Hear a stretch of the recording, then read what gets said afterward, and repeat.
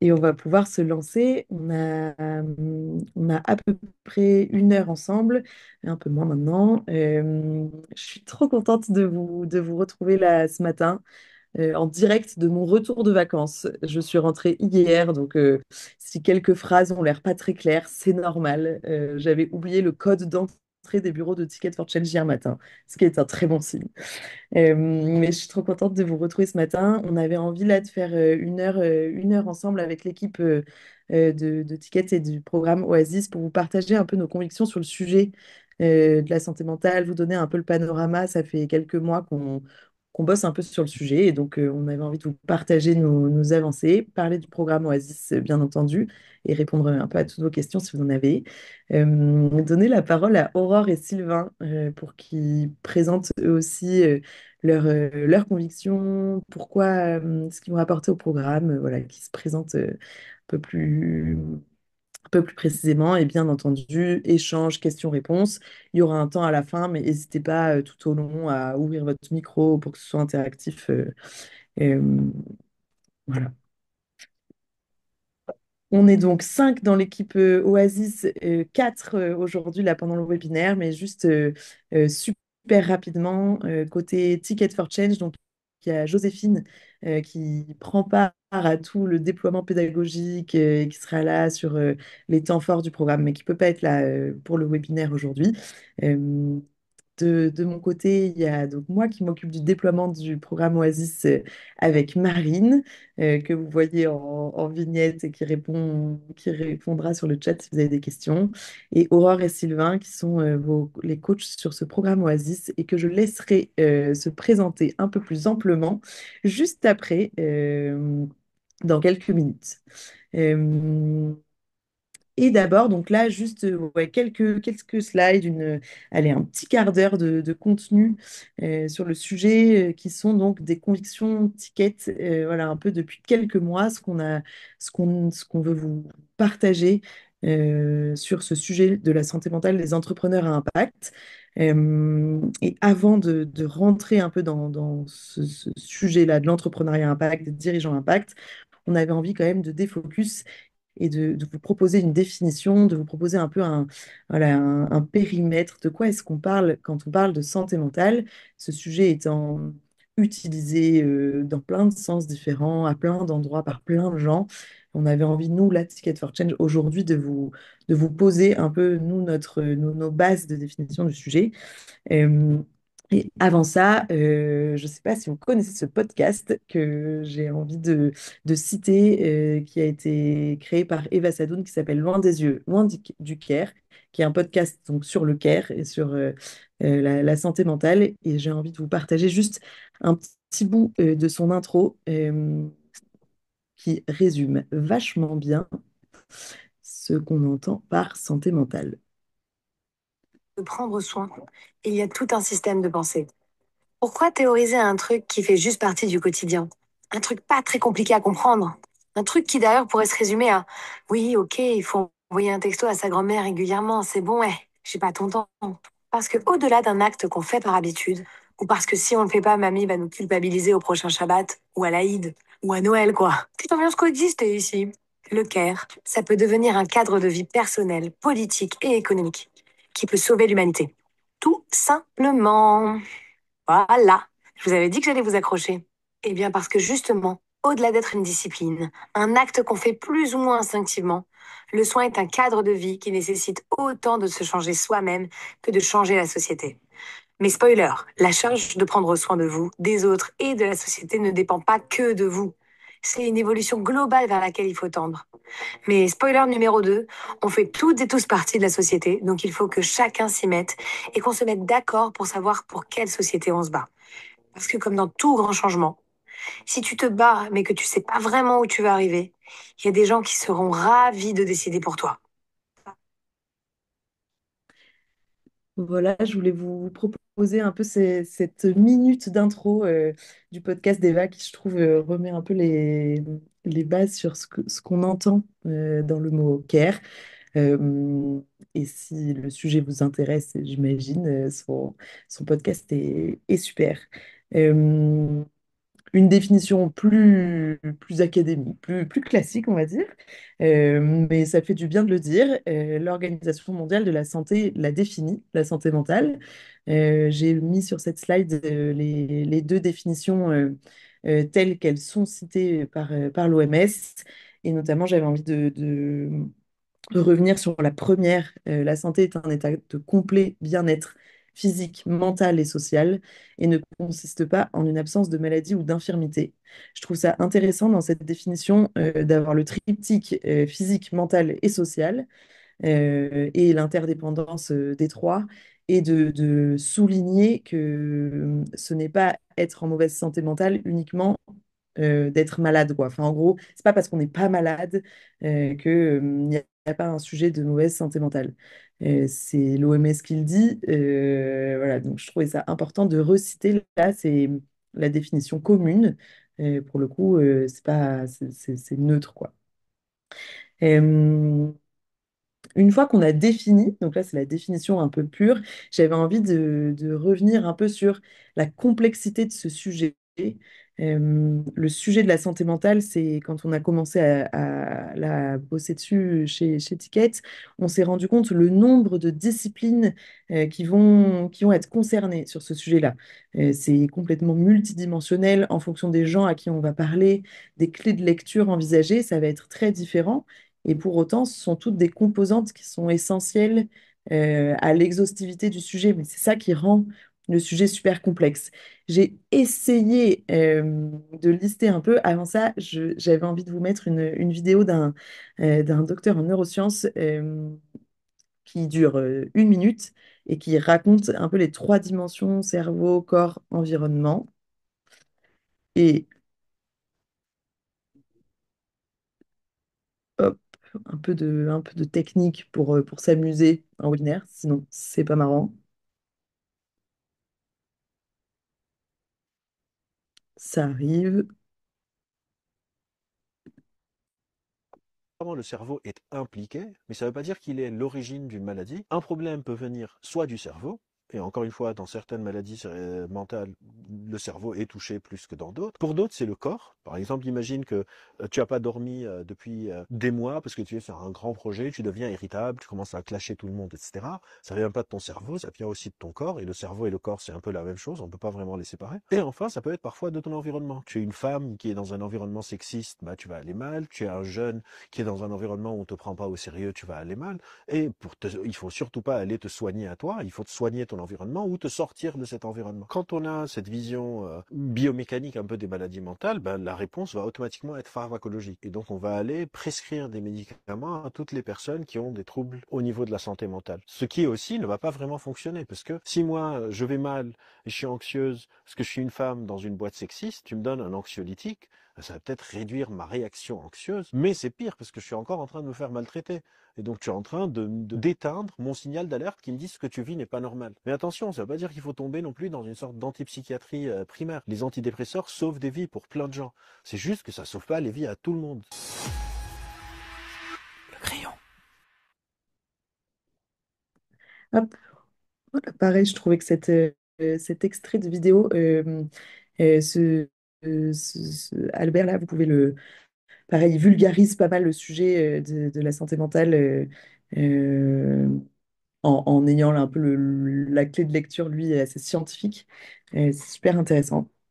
Et donc, je disais, c'est multidimensionnel.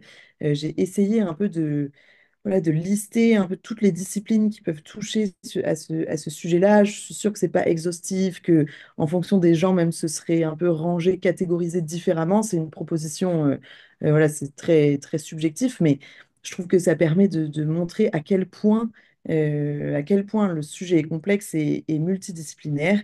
Mais voilà, on va pouvoir parler de cerveau et de corps en termes pas de physiologie, l'impact du sommeil, de l'alimentation, de une activité physique sur notre santé mentale. Bon, ça pour le coup, on commence à le capter un peu, mais ne l'oublions pas. Les neurosciences neurosciences, donc on en parlait juste avant, mais tout ce qui est le rôle du système nerveux, le lien entre stress et troubles mentaux, enfin, notre bien-être mental repose sur l'équilibre du cerveau et du corps. Et donc, si notre système nerveux il est déséquilibré, notre bien-être mental va l'être aussi. Il y a tout le côté aussi psychologie, les traumatismes, les émotions, la gestion de ces émotions, à quel point on arrive, on en parle, et tout le sujet un peu psychiatrique où là on parle de pathologie. Euh, donc ça c'est un peu la catégorie cerveau-corps qui vont réagir à l'équilibre. Un peu une catégorie d'environnement, ce qui nous entoure. Donc on va pouvoir parler de sociologie, comment est-ce que c'est influencé par comment nos interactions sociales, notre culture va influencer, va façonner notre bien-être, notre santé mentale, comment est-ce que les différentes sociétés envisagent ce sujet-là, perçoivent, y répondent, etc. Donc, pareil, et l'environnement, comment l'environnement influence, est influencé par notre entourage, notre culture. Et un peu, je vous propose une troisième catégorie de approche globale intégrative de ben, toutes les médecines pratiques alternatives, leur rôle, on peut parler de méditation par exemple, tous ces sujets-là, ben, pareil, ça va être toute une composante de ce sujet-là. Le sujet de la philosophie, le sens, l'incertitude, le monde aujourd'hui, l'éco-anxiété, ça entre en jeu dans le sujet de la santé mentale. Et encore un sujet de spiritualité, de connexion à soi, aux autres, au monde, pareil, qui nous dépasse et qui va forcément venir euh, avoir son impact sur ce sujet de la santé mentale. Donc, le spectre des disciplines et des expertises sur le sujet, il est énorme. Encore une fois, je pense que c'est pas exhaustif et qu'on aurait pu les catégoriser différemment. Mais voilà, c'est pour montrer à quel point, en fait, en fonction des gens à qui on en parle et des clés de lecture, ça va être traité de manière différente. Ce matin-là, on voulait faire un focus sur les dirigeants, dirigeantes à impact quand même, parce que c'est donc nous, notre expérience chez Ticket, donc le public sur lequel à qui on va s'adresser et pourquoi est-ce qu'on voulait, enfin, pourquoi ce sujet-là? Ben, nous, donc c'est notre terrain de jeu chez Ticket for Change depuis 10 ans.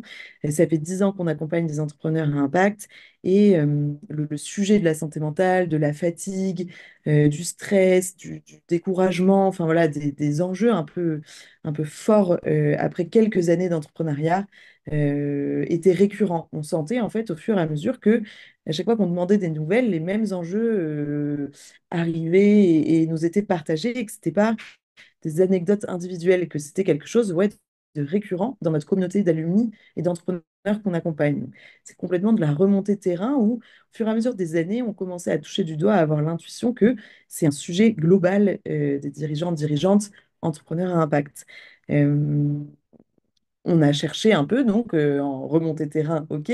On est allé voir un peu des chiffres. Il y a des chiffres qui existent un peu. Donc là, j'en ai pris deux qui, je trouve, sont assez forts et complètement alarmants. Donc il y a Willa qui a fait une étude sur ce sujet et qui remonte que 88% des entrepreneurs interrogés affirment s'être déjà sentis émotionnellement vidés par leur travail au cours de l'année écoulée. Et il y a une étude de Doctolib de 70% des Français estiment que la santé mentale est encore un sujet tabou. Il y a pareil, plein d'autres chiffres assez alarmants sur le sujet. Euh, on s'est dit, OK, donc nous, en remontée terrain, on a senti que c'était un enjeu majeur qui grandissait. Le sujet de la santé mentale est devenu grande cause nationale. Il y a des initiatives qui fleurissent dans l'écosystème, on en reparlera là à la fin, autour de nous. Enfin, voilà, on n'est pas du tout les seuls à en parler. Au contraire, enfin, on sent que c'est un sujet qui grandit, etc.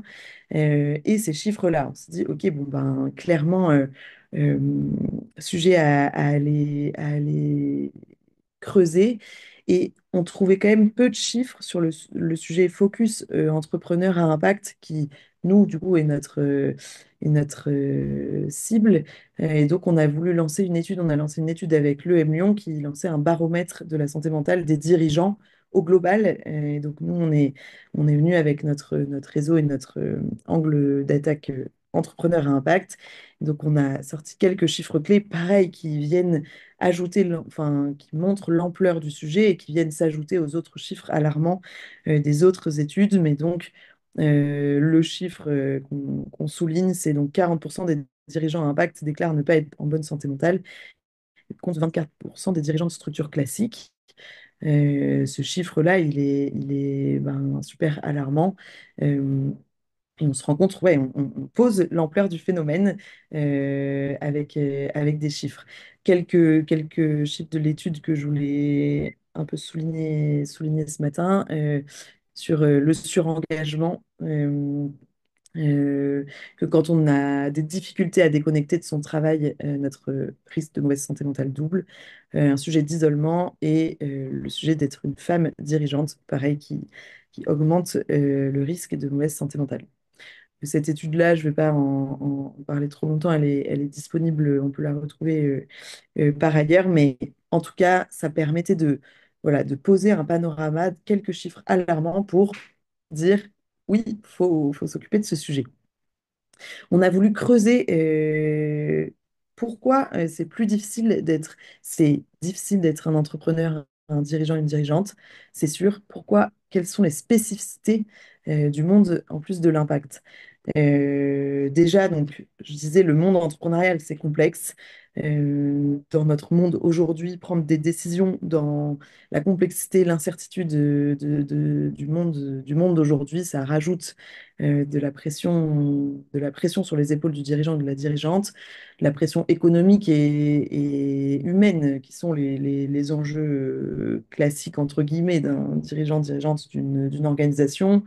La solitude de l'entrepreneur qui a des difficultés à partager à ses équipes, à ses financeurs, à son entourage, qu'il est en situation de fatigue, en situation de stress, de doute, parce qu'il veut pas inquiéter, il veut pas apparaître. Enfin voilà, c'est difficile en fait. Euh, et c'est bien aussi de ne pas décaler la charge sur les épaules d'une équipe ou de proches. Donc voilà, mais la solitude de l'entrepreneur qui ne peut pas partager à des pairs sur voilà, ses doutes et son incertitude, et tous les modèles de réussite qui sont véhiculés avec l'image d'un entrepreneur un peu super-héros, même si on partage un peu des échecs ou des fails, on va les tourner de manière, mais une super opportunité en a découlé. Enfin voilà, c'est toujours montré du super bon côté, quoi. Très peu de vulnérabilités authentiques qui sont partagées dans les discours entrepreneuriaux. Ça, déjà, on part avec un socle pas simple, et on y ajoute les spécificités un peu du monde de l'impact avec les urgences écologiques et sociales. Ben, quand on s'attaque tous les matins à l'urgence écologique et sociale, c'est difficile de ralentir, c'est difficile de faire un pas de côté, et c'est difficile de pas s'ajouter une charge sur les épaules quand on martèle le mot urgence, quoi. Donc, il y a ce truc-là. On est souvent face à des publics qui sont vulnérables, voire plus vulnérables que nous. Donc, c'est difficile de poser sa vulnérabilité quand en face, c'est une vulnérabilité encore plus forte. Parfois, un sentiment un peu de découragement. Quand on a l'impression que notre impact, c'est un peu une goutte d'eau face aux enjeux qui ne font que grandir, parfois voilà, du découragement. Euh, et à tout ça s'ajoute une nouvelle économie, à inventer des nouveaux modèles économiques, des financements qui sont un peu plus durs à aller chercher, des logiques de recrutement qui sont plus complexes. Donc, en plus à tout ça, ajouter des nouvelles manières de faire et inventer au quotidien une nouvelle manière de faire. Voilà ce qu'on décrypte un peu dans les spécificités. En plus, pareil, potentiellement, c'est pas exhaustif, mais voilà, on avait besoin de montrer pourquoi cette économie-là, ce monde-là est plus difficile. Euh, Face à toute cette réalité-là, on entend beaucoup prends soin de toi. Attention, prends soin de toi. Et voilà, et on a envie de dire là que c'est pas. C'est ajouter une injonction que de dire à quelqu'un prends soin de toi. On est convaincu que c'est le système qui est en place qui va créer ces problèmes de santé mentale, que c'est un sujet structurel et pas un manque de volonté ou un manque de temps ou un manque de résilience personnelle de la part des entrepreneurs ou des dirigeants, dirigeantes d'impact. On a envie de poser que c'est structurel. Et en quelques mots, vous présenter un peu qu'est-ce qu'on aimerait changer dans le système là en place aujourd'hui. Euh, on parle du système éducatif, au système éducatif de commencer à valoriser autre chose que des résultats, de la performance, de l'individuel, voilà, d'apprendre le savoir-être et pas que du savoir-faire. Euh, Aux médias et au système culturel de faire évoluer les récits pour sortir de l'imaginaire dont on parlait juste avant, de performance héroïque, de performance individuelle, voilà, de présenter le sujet de la santé mentale comme un aveu de faiblesse, un sujet tabou. Aux acteurs de l'accompagnement, comme nous, de se former, d'intégrer ce sujet-là dans tous les parcours. Pas forcément que créer des parcours sur ce sujet, mais que ce soit un sujet fil rouge en fait partout, autant que l'impact et que le modèle économique. Aux financeurs des structures à impact d'intégrer ces indicateurs de suivi de bien-être de dirigeants, des équipes dans leur suivi de projet, dans leur accompagnement. Pareil, que ce soit un sujet aussi important en fait que la rentabilité ou que les objectifs d'impact. Euh, Quand même aussi aux entrepreneurs d'apprendre à s'écouter et à comprendre les signaux, les mécanismes qui se mettent en place, et du coup à être capable de demander de l'aide, de s'entourer et de reconnaître que le temps dédié à ce sujet-là, il est aussi fertile, aussi important que des temps opérationnels ou des temps de fond sur ces sujets stratégiques. Euh, Ça, c'est tout le système qu'on identifie en place. Encore une fois, pareil, c'est pas exhaustif. Ça pourrait être, on pourrait le compléter, mais voilà un peu la base, selon nous, des grandes lignes un peu du système qui est en place et voilà, qui favorise pas une bonne santé mentale de toute cette économie à impact-là. Quelques pistes de solutions. Et pareil, encore une fois, c'est quelques pistes et c'est en notre nom, là, côté Ticket for Change. On a plusieurs métiers. Notre premier métier, c'est d'explorer, de comprendre sur le terrain le problème, le besoin. Donc, on lance le programme Oasis, là, justement, pour défricher, explorer avec une promo d'entrepreneurs, tester des choses et des outils à mettre en place et voir en direct sur le terrain comment est-ce qu'on fait pour répondre à ce besoin-là. Mais on est convaincu que ça ne suffit pas, qu'il y a un sujet de changer les mentalités et les regards. Ça va passer par de l'information, de la sensibilisation, du contenu de notre part, mais de la part de plein de gens, en fait. Il faut parler autrement de ce sujet-là, de la vulnérabilité, du sujet de santé mentale. Euh, voilà, comment est-ce qu'on contribue à créer de l'information, de la sensibilisation sur ce sujet-là.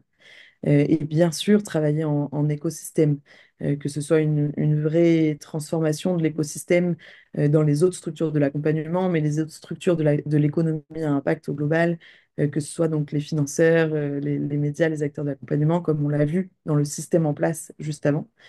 Et donc, comment est-ce qu'on crée des liens, des coalitions, des coopérations, voilà, pour que le sujet dépasse et que ça devienne un vrai mouvement et que ce soit une norme, en fait, que ce sujet-là soit intégré dans l'accompagnement et dans le sujet de l'entrepreneuriat à impact.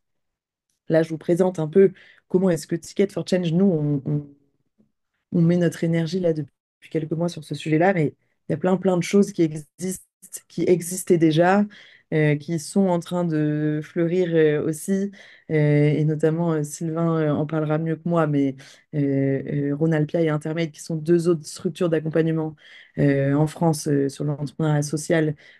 Pareil, on lancé avec Sylvain une démarche qui s'appelle Inspire, qui s'attaque au sujet de la santé mentale des dirigeants, dirigeantes à impact par une autre modalité.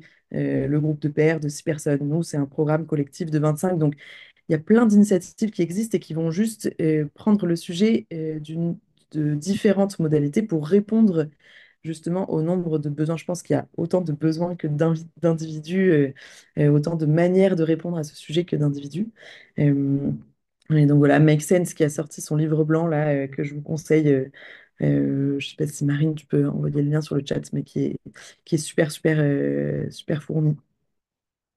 Et en une minute, parce que j'ai beaucoup parlé, mais donc quand même un petit focus sur le programme Oasis qu'on lance là avec Ticket, Aurore et Sylvain. Donc 6 mois pour prendre soin de soi et de son projet.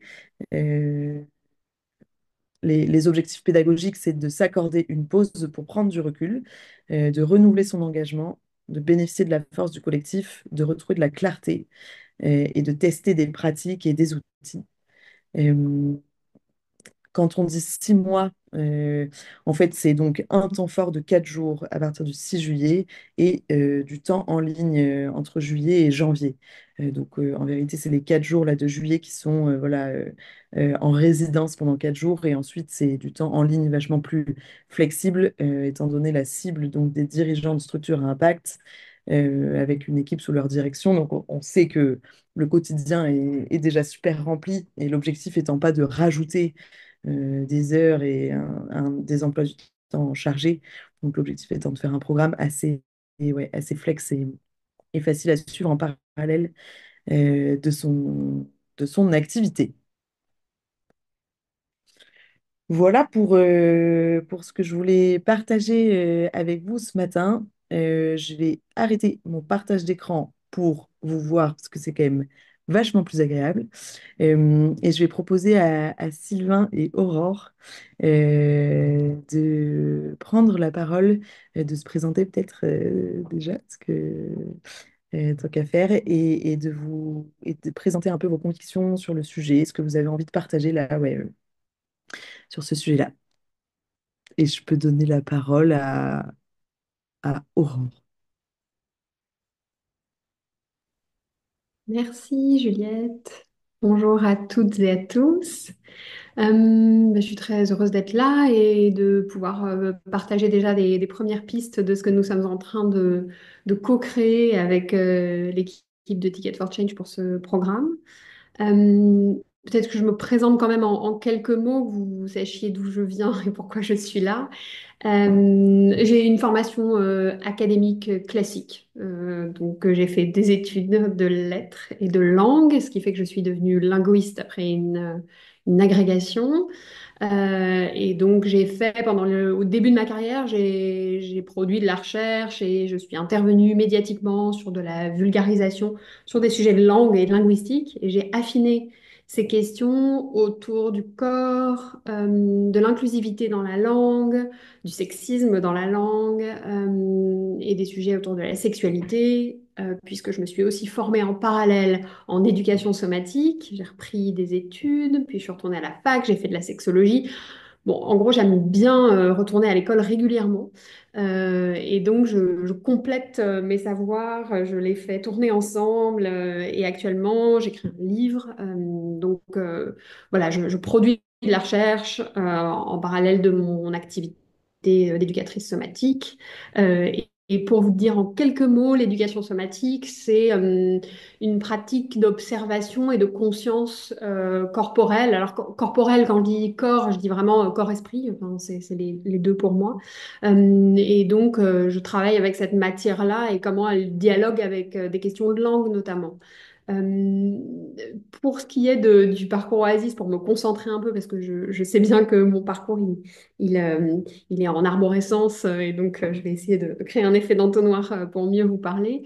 Euh, Écoutez, de ce que je travaille depuis ma formation professionnelle et ce que j'amène ici, là, je dirais qu'il y a vraiment un focus pour moi sur l'idée de dépsychologiser la question de la santé mentale, donc de l'appréhender non pas comme une problématique à voir sous l'angle de la thérapie, chose qui est possible, hein, qu'on peut tout à fait faire d'un point de vue individuel, mais la ramener à un endroit plus systémique, comme on a pu l'aborder avec Juliette, en ayant vraiment cette vision autour de la question nerveuse en neurosciences, autour du système nerveux, de la question du stress.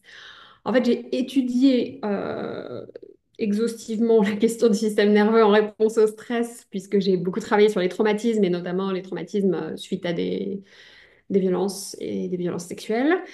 Donc c'est un sujet que je connais bien et donc j'arrive bien j'ai une bonne vision maintenant de comment notre système nerveux réagit à des stress divers. Et il se trouve que on revient de cette idée de cette idée un peu datée, hein, puisque freudienne, il y aurait un moi, qui aurait des frontières, des limites bien définies en relation avec le monde à l'extérieur de moi. Et là, on étudie et on comprend davantage grâce aux neurosciences, mais aussi grâce à d'autres branches de la psychologie, comme celle que connaît bien Sylvain, qui vous parlera tout à l'heure, mais d'autres encore, qu'il y a un échange, en fait, que je ne peux pas me comprendre, me connaître sans recréer cette relation ou sans reconnaître cette relation entre moi et le monde, une relation de dialogue, de porosité. Et donc, dans vos métiers spécifiquement et dans les métiers à impact, il y a cette idée d'être en relation directe avec ce qui se passe dans le monde et ce monde qui, en plus, aujourd'hui est, comme peuvent le dire les penseurs du vivant, les philosophes, un peu dans les ruines du capitalisme, même si le capitalisme n'est pas fini, il y a quand même cette idée d'un effondrement, d'une grande vulnérabilité, de doute écosystémique. Et donc, on est dans ces doutes. Et donc, quand on travaille dedans, on est dans cette discussion et cette relation constante avec, OK, j'ai des doutes. Est-ce que ce sont les miens, avec mes petites émotions, ma famille, mon papa, ma maman, enfin, mes relations personnelles à ce que je traverse intimement? Et est-ce que ça pourrait pas être aussi en lien avec le monde que j'habite, les problématiques auxquelles je m'attaque, et notamment dans vos métiers spécifiquement, pour lesquels je tente de trouver des solutions, d'apporter des réponses. Et donc d'arriver à recadrer, enfin remettre le focus, non pas sur bah, c'est mon histoire, et en effet, là je ne vais pas bien, je ne me sens pas bien actuellement. Oui, certes, mais comment ça s'inscrit dans un paysage plus global? C'est ça mon intention, grâce à une meilleure compréhension de comment fonctionne un système nerveux. Et le système nerveux, il a cette vertu d'être toujours en relation avec le monde. Il n'est jamais en circuit fermé, il est toujours en lien avec ce qui est en train de se passer, l'environnement, les autres.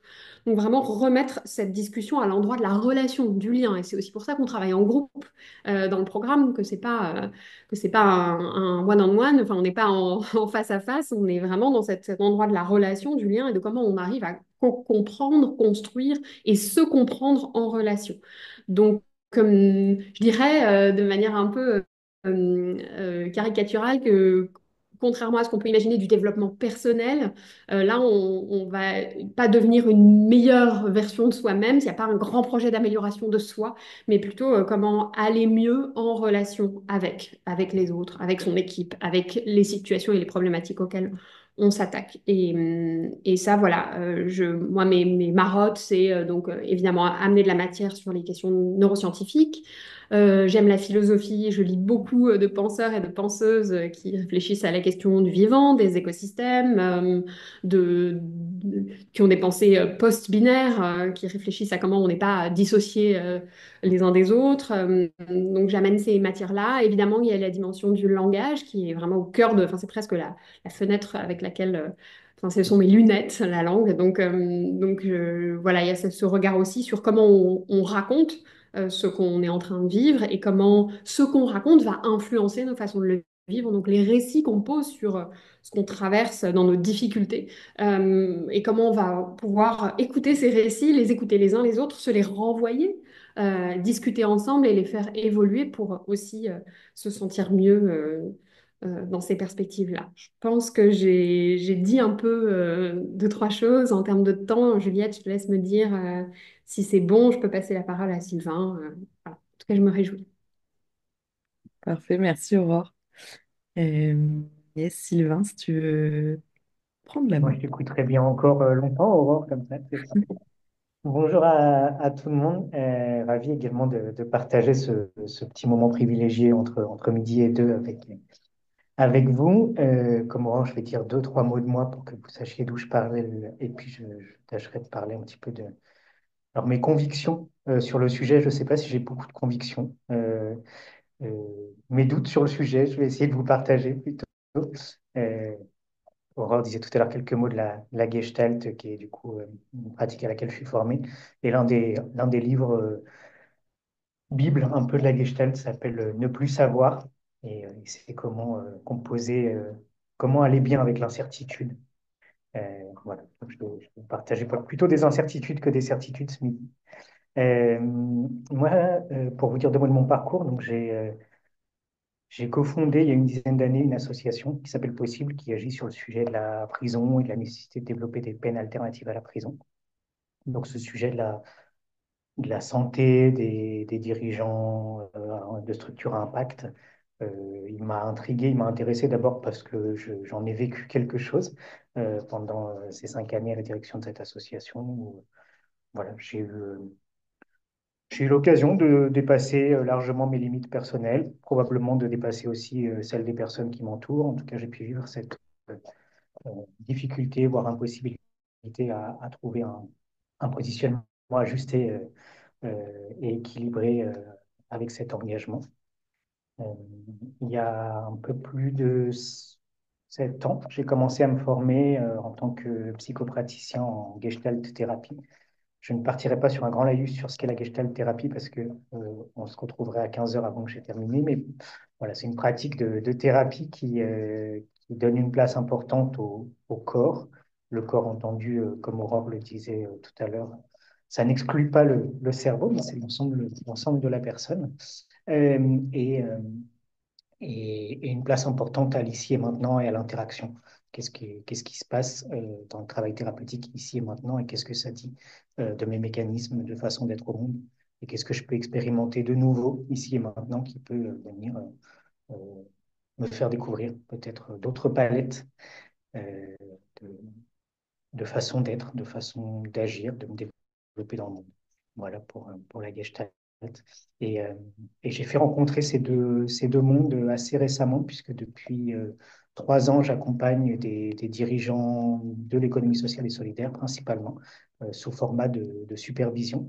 Je les accompagne sur les sujets qui mêlent leur posture et leurs difficultés personnelles en tant que dirigeants et ce qu'ils viennent mettre d'eux dans leur structure, dans leur association, dans leur organisation, euh, à l'endroit de la vision stratégique pour leur organisation. Et depuis 2 ans, comme disait Juliette tout à l'heure, j'ai commencé avec Ronald Pia et Intermed, et puis deux associés, une action recherche sur la santé des dirigeants et dirigeantes dans l'ESS, en animant des groupes de pairs. Donc voilà, j'arrive aussi dans cette belle équipe Oasis avec ces premières explorations-là. Pour vous dire deux mots de ma perception du sujet, alors comme le partageait, je rejoins tout à fait ce que disait Juliette tout à l'heure, au-delà des chiffres, il y a une expérience sensible de ce qui est en train de se passer pour les dirigeants. C'est-à-dire qu'en accompagnement, moi, j'ai vu ces dernières années de plus en plus de dirigeants, dirigeantes s'épuiser dans leurs fonctions. Quand je dis s'épuiser, je ne parle pas que de burn-out, même s'il arrive de temps en temps, mais des épuisements qui prennent la forme d'une certaine lourdeur, d'une perte d'énergie, d'une certaine aigreur, un ressentiment qui peut se mettre en place ou qui détend sur le dirigeant ou qui détend parfois sur ses équipes quand ce n'est pas sur le dirigeant ou la dirigeante elle-même. Euh, et, et cet épuisement, il m'interpelle. Je pense qu'il appartient pas qu'au monde de l'impact. Voilà. Si la santé mentale est grande cause nationale en ce moment, c'est parce que ce mal-être, il apparaît un petit peu partout. Moi, il m'interpelle à cet endroit parce que je crois aux missions des structures d'économie sociale et solidaire et aux structures à impact de faire advenir quelque chose d'un autre monde derrière les ruines de ce capitalisme. Et je me dis, merde, si celles et ceux qui portent les structures qui font advenir quelque chose demain se crament en route, on a un petit problème. Donc c'est vrai que mon élan de care, mon envie de prendre soin, elle se destine particulièrement à cet endroit-là, parce que j'ai beaucoup d'affection pour ces engagements-là. Euh, sur mon approche du sujet, j'aime bien entre l'individuel et le système. J'aime bien regarder à cet endroit-là.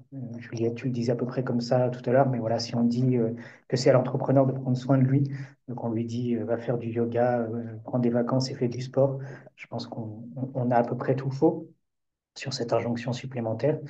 Je pense aussi que si on dit c'est la faute du système, c'est lui qui met l'entrepreneur dans des paradoxes, dans des tensions insurmontables, au pauvre petit entrepreneur qui subit tout ça, je pense qu'on n'a pas tout dit non plus. Et du coup, ma focale, mon point d'intérêt principal, il est qu'est-ce qui vient se mailler entre les deux, entre l'élan d'agir de l'entrepreneur et la façon dont le système fonctionne aujourd'hui, pour venir renforcer ces boucles qui sont parfois formidablement créatrices et puis parfois euh, légèrement destructrices.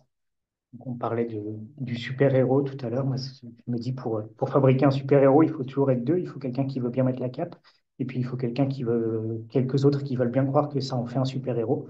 Et donc, voilà, c'est vraiment dans cet entremêlement entre les deux que je trouve intéressant de regarder. Et c'est ce regard que j'aurais envie d'apporter au sein du programme Oasis. Euh, Si on est short en temps, je peux m'arrêter là, Juliette, si on a encore du temps. Je m'étais noté deux, trois autres trucs, tu me dis. Vas-y, vas-y. Euh, Moi, il y a Ma conviction sur le sujet, c'est que on manque d'espace dédié aux entrepreneurs pour venir prendre ce recul nécessaire sur leurs mécanismes, sur le comment ils vont, sur ce qu'ils viennent faire là, à cet endroit-là. Et je vais prendre un parallèle rapide. Donc, du coup, moi, depuis 3 ans, je suis thérapeute et j'ai un formidable espace en tant que thérapeute. J'ai un espace de supervision où, une fois par mois, je suis déontologiquement contraint à aller dans le cabinet de ma superviseure en collectif me faire superviser. Et, euh, et en fait, plus que d'être un espace de contrôle, c'est un espace qui est extrêmement soutenant. C'est un espace où je peux prendre du recul sur ma pratique, où je peux nommer que je galère, que j'y arrive pas, je peux nommer les points où je suis en difficulté. Et plus je chemine sur ce sujet de la santé mentale des dirigeants, plus je me dis, bah, c'est quand même pas normal que collectivement on s'invite pas, si ce n'est on se contraigne pas à cet espace-là, d'une façon ou d'une autre. C'est-à-dire que moi, je vois bien que si j'étais pas déontologiquement obligé d'aller en supervision, ben, j'aurais toujours une bonne raison de pas y aller, pas le temps, pas l'argent. Je me dirais, bon, j'ai pas tellement de besoin ce mois-ci. Et puis je fais l'hypothèse que j'irai beaucoup moins bien que ce que je vais aujourd'hui. Je suis pas plus au top, hein, mais je, je sais que j'irais beaucoup moins bien si j'avais pas ces espaces-là. Et je m'interroge sur voilà, qu'est-ce qui fait aujourd'hui avec les responsabilités qui sont prises par les dirigeants de structures à impact collectivement. Et là, j'interroge plutôt le système, effectivement, que les dirigeants individuellement, mais collectivement, on s'ouvre pas ces espaces-là. Et quand je dis ça, je dis évidemment que je trouve ça génial que ces espaces s'ouvrent petit à petit grâce à Ticket, grâce à d'autres qui viennent ouvrir ces espaces-là aujourd'hui comme des propositions. J'espère qu'on saura les pousser un peu plus loin demain comme des formes d'hygiène pour les dirigeants et qu'effectivement, ce soit une responsabilité collective que d'inviter les dirigeants à prendre soin d'eux. Et c'est pas uniquement prendre soin d'eux, c'est aussi s'interroger sur ce qu'ils font, ce qu'elles font, comment ils et elles le font. Euh, Parce que je crois que se poser régulièrement la question de qu'est-ce que je suis en train de faire, comment je suis en train de le faire, pourquoi je suis en train de le faire, c'est une bonne hygiène de santé mentale et que pouvoir le faire dans des espaces dédiés, c'est précieux. Et si on le fait en tant que thérapeute, c'est parce qu'on imagine qu'on a une responsabilité forte à accompagner des individus sur un chemin de thérapie. Et quand je regarde la responsabilité des entrepreneurs à impact aujourd'hui, de monter des structures, d'encadrer des équipes, d'essayer de contribuer à le changer le monde, je me dis, cette responsabilité est-elle beaucoup moins forte? Euh, ont-ils ont-ils moins besoin d'être accompagnés et soutenus et pas laissés seuls avec la somme des doutes des difficultés, des tensions auxquelles ils sont confrontés. Voilà pour mes convictions sur le sujet et sur ce que Merci. j'apporte à Ticket en 3 mots, je crois, surtout l'envie d'ouvrir du dialogue sur ce sujet. Euh, Ma compétence, elle est plutôt à cet endroit-là, euh, sur le partage de parole et la possibilité de poser un cadre d'écoute collectif. Merci Sylvain, merci Aurore pour votre présentation et vos mots sur ce sujet. Super précieux. Euh, je crois qu'on est allé au bout de notre contenu. Euh, est-ce que vous avez des questions? Euh, alors, je vois déjà une première question dans le chat. Je vais la lire à haute voix et si vous avez des questions, je vous invite à ouvrir votre micro sans problème. Mais donc, plus de détails sur le programme du premier séminaire de juillet, quelques exemples de thématiques et types d'ateliers. Euh, c'est une super question. On est en train de le construire. On se retrouve toute la journée, toute l'après-midi demain entre coach et équipe pédagogique d'Oasis, et notamment. Donc, j'ai pas envie de dire de bêtises. Le programme, il n'est pas encore arrêté. On est en train de construire avec l'expertise d'Aurore, la clé d'entrée d'Aurore, celle de Sylvain et de Ticket, nous, notre historique d'accompagnement d'entrepreneurs là. Donc, on est en train de construire les bons ateliers aux bons endroits. Je sais pas si vous voulez ajouter en quelques phrases Sylvain Aurore, mais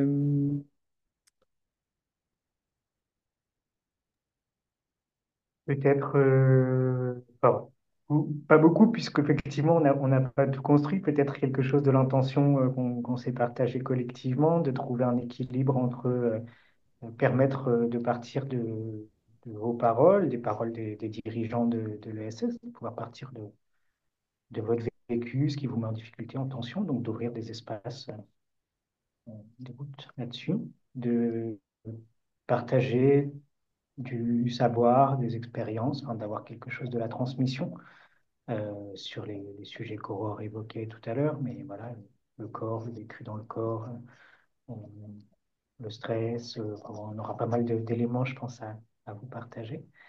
Et puis la troisième brique, qui est la proposition d'exploration guidée, où on pourra aller, enfin, moi je connais mes marottes pour vous les partager, je ne sais pas comment on les retiendra, mais en tout cas, il y a des explorations, on le nomme, je crois, pour quelque chose de remettre de la clarté, reconnecter avec quelque chose de l'intention. Ben voilà, on aura peut-être des propositions à cet endroit-là de venir interroger avec vous qu'est-ce que vous êtes venu faire dans cet engagement, et comment vous vous y retrouvez ou pas aujourd'hui, qu'est-ce qui vous permettrait de vous y retrouver davantage, ces formes d'exploration. Je pense que Sylvain, tu as dit à peu près ce que j'aurais pu dire également, peut-être une intention également sur ces questions-là, qu'on va pas vous apporter des recettes toutes faites de voilà, si vous appliquez ça ou si vous faites tel exercice, vous irez vachement mieux. Ça, on va pas travailler comme ça, on va justement partir de là où vous êtes et donc ça passe parce que Sylvain a évoqué qu'on va d'abord ouvrir un espace de parole, d'écoute, de partage, de là où vous en êtes. On va partir de vous, en fait. Alors évidemment, on a de la matière et on a de la pédagogie. Et moi, j'y tiens. C'est un aspect du travail que j'aime beaucoup, de transmettre des connaissances, de vous outiller davantage. Mais on va aussi énormément vous inviter à être dans une forme d'écoute et d'observation de vous-même vous-même avec les autres, mais ça va être ça notre intention. Donc, nous, notre rôle, c'est d'ouvrir cet espace, de le tenir pour qu'on puisse co-créer des choses et des choses qui vous conviennent, que vous ne ressortiez pas du séminaire de juillet, notamment en vous disant, bon, alors j'ai ma liste d'exercices à faire, si je les fais, tout ira bien. Ça, il y a peu de chances que ça fonctionne. Donc, on va travailler davantage avec ce que vous allez amener. Et évidemment, on va vous apporter des choses, mais c'est difficile de vous en dire plus à ce jour. merci pour la question, Magali, merci pour les d'abord la Aurore Sylvain. Euh, Est-ce que... Peut-être moi, pour rester sur le programme en lui-même, tu es passé un petit peu vite sur la slide. J'ai noté les 4 jours de résidence, les 2 heures par mois en ligne, et je crois qu'il y avait un autre bloc en dessous. Est-ce que c'est... Enfin, en gros, la structure du programme en lui-même plus que son contenu. Ouais. Il y a effectivement 4 jours de résidence du 6 au 9 juillet, puis 2 heures par mois en ligne environ. Et ensuite, il y a effectivement 2 jours de clôture Ah, en janvier. Les dates ne sont pas encore arrêtées. Et ok. voilà, mais ce sera donc 2 jours en résidence, soit à Paris ou autour de Paris, pour terminer le parcours. Et voilà.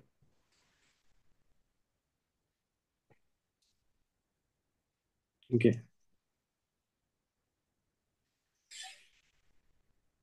Est-ce qu'il y a encore d'autres questions? Oui, Camille? Ouais, quelle est la démarche pour... enfin, est-ce qu'il y a des inscriptions? À partir de quand? Toute la démarche pour s'inscrire, elle se passe comment? Ouais, carrément, on est en plein processus d'inscription. Donc, je crois que Marine a mis le lien vers le site d'Oasis, donc, ou même le site Ticket, si tu peux retrouver le programme Oasis. Il y a un formulaire à remplir, qui est le formulaire d'inscription. Les inscriptions, elles sont au fil de l'eau. Quand on aura rempli une promo de 25, on arrêtera là les inscriptions. On ne fait pas une sélection parmi X dossiers, parce que c'est pas trop le principe. Mais voilà, on lit là au fur et à mesure les inscriptions. Si tes attentes, elles correspondent aux apports du programme, de ce qu'on va sentir dans le formulaire d'inscription, il y aura proposition d'un créneau avec Aurore ou Sylvain et Marine ou Joséphine ou moi, euh, et 2 autres potentielles personnes de la promo en ligne. Et c'est un échange d'1 heure voilà, pour se rencontrer, échanger et valider une nouvelle fois que le programme est bien le bon programme au bon moment. Et voilà, pour le processus. Donc tu peux retrouver le formulaire sur le site. Merci. Est-ce que vous avez d'autres questions? Il y a encore 2 minutes.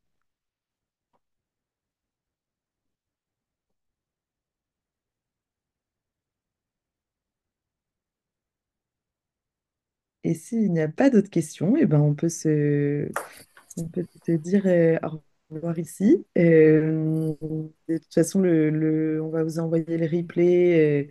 Donc, si vous avez besoin de regarder des slides ou autre, ce sera dans les replays. Et peut-être on peut vous redonner nos mails à Marine et moi, si vous avez des questions. Nous sommes les bonnes personnes pour y répondre. Hop, je les mets dans le chat. Et je vous souhaite une super belle après-midi, un bon appétit si vous n'avez pas déjà mangé. Et à Bien, bientôt. Merci beaucoup. les amis. Merci. À bientôt. Au revoir. Allez, bisous.